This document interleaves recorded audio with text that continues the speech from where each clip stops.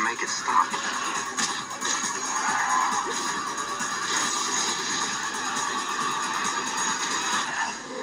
The Bourne identity. Hello everybody, welcome back to Screenstars. I'm here today to bring you my review for the 2002 classic action film, The Bourne Identity. The film is directed by Doug Liman and it stars Matt Damon, Franca Potente, Chris Cooper, Clive Owen, Brian Cox, Walter Goggins and Julia Stiles. This film focuses on Matt Damon's character, Jason Bourne. It's based on the international bestseller by Robert Ludlum. It had previously been made into a TV movie, I believe, and starred Richard Chamberlain. And I'm trying to track that down so that I can watch that, because it's my intention to revisit all the Bourne films and rewatch and review them for the channel. And this time round, we meet Bourne for the first time at the beginning of the film. He has been left for dead, floating in the ocean. He's found by some fishermen. He is brought on board. They pull 2 bullets out of his back, like a chip out of his hip that just has really the description of a bank in Zurich.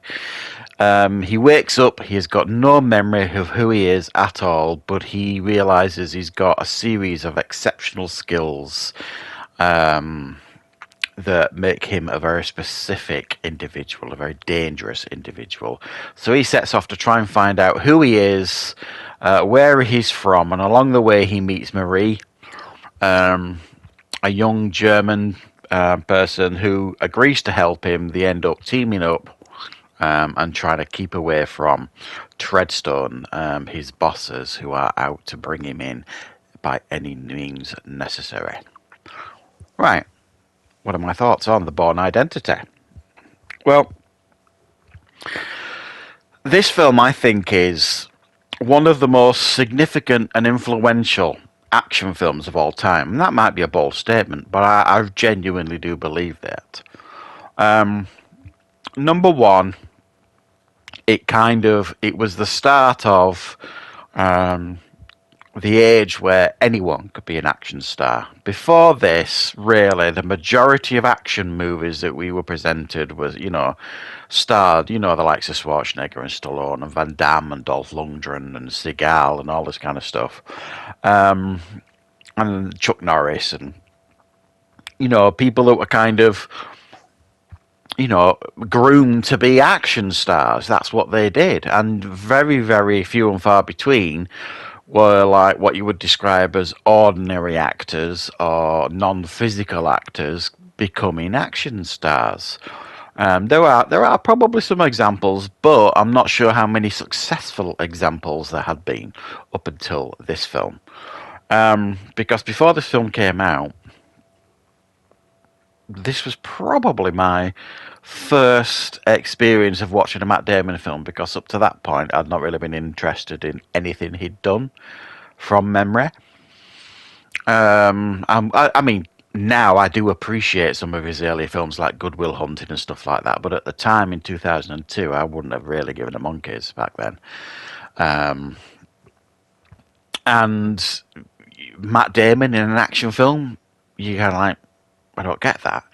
So it was really, I think, a significant movie in a sense of putting Matt Damon in a film like this and not only making him a credible action star, but pulling it off to such a degree, it forced the makers of the Bond films to change direction.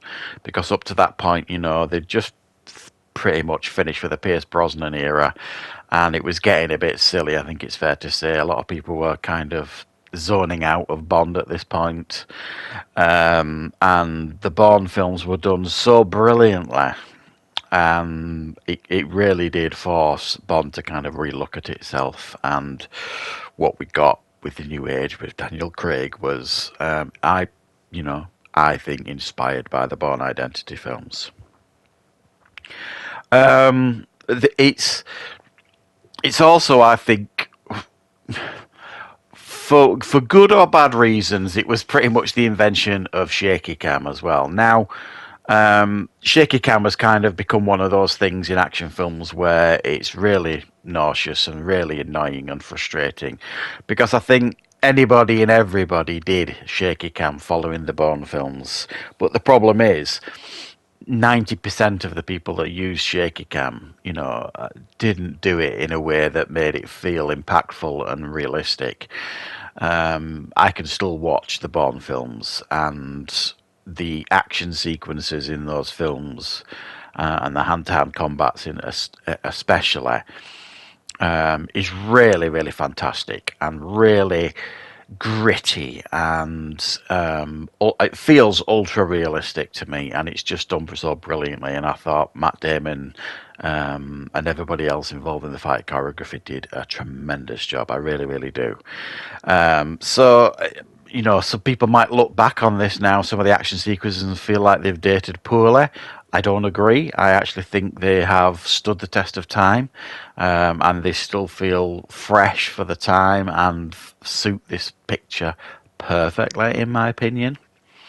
I think this film has got one of, in my opinion, the best driving sequences ever put to screen. Where he's zooming around the streets of France in his little Mini Cooper, with the incredible music that accompanies him in the car chase. It's very subtly done, the music, that jazzy dance music that they've got, and it's just done absolutely brilliantly. And I'm not one of these where I really like or buy into car chases a lot in films. I think they can be overdone and, for the most part, pretty vanilla. And usually when you've seen one, you've seen them all, car chases. It's not often you watch one that feels innovative and different and exciting, and this one absolutely does. It's just so brilliant. And I do want to mention as well, really, Matt Damon here. At the time, this was still, reasonably early in his career, and I'm at an age now when I watch movies like this where I can pick up and really appreciate the subtleties in his acting performance, and the probably the difficulties as well. The languages that he would have had to learn for this, and the way he pulls off those languages, it's just flawless. It feels like he's completely fluent in all these languages.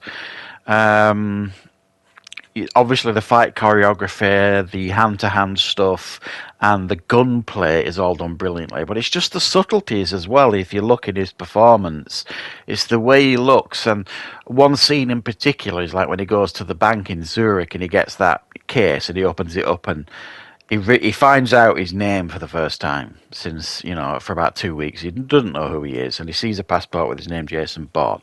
And he sits down and he's like, okay, I'm called Jason Bourne, and I live in Paris. And there's a moment, you just look, and there's like this really subtle sense of relief that comes over him. And then a really subtle sense of horror when he opens the next compartment of the case and he sees the gun and all these other passports and money. And the realization that, hang on a minute, something is just not right here. And that, I think, says a lot about Matt Damon as an actor, and he does it a lot in these movies. Very, very subtle moments, because he doesn't say a lot in these films. It's a very physical performance, Jason Bourne, but you see some brilliant, subtle acting moments by Matt Damon in these performances, and I really, really appreciate them. Interestingly, Brad Pitt was offered the role of Jason Bourne, but he couldn't do it because I believe he was doing Spy Game at the time, or he chose Spy Game. That didn't work out well, did it, Brad? But he's done all right, I suppose. Robert Ludlum, who I think served as an executive producer here, and is the writer of the novel, of course, he died during production of this film. We've got the amazing Moby song at the end, the Extreme Ways song right at the end, that is like the signature for Jason Bourne. And every time I hear that, that initial start of the song and that chime goes up, it gives me goosebumps, and I think immediately of the Jason Bourne, John Bourne Identity films, and it just works so well. And I also think the chemistry between Matt Damon and Franca Potente is just brilliant here in this film. They work very, very well together. And and she's the heart of the film as well, if you like, the moral compass sort of thing.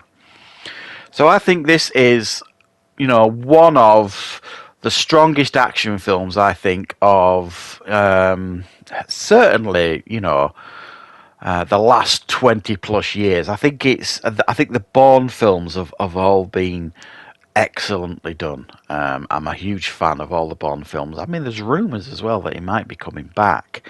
Don't know how true that is. Would I want to see that? Possibly. Just out of curiosity, I would mind seeing him back as Jason Bourne.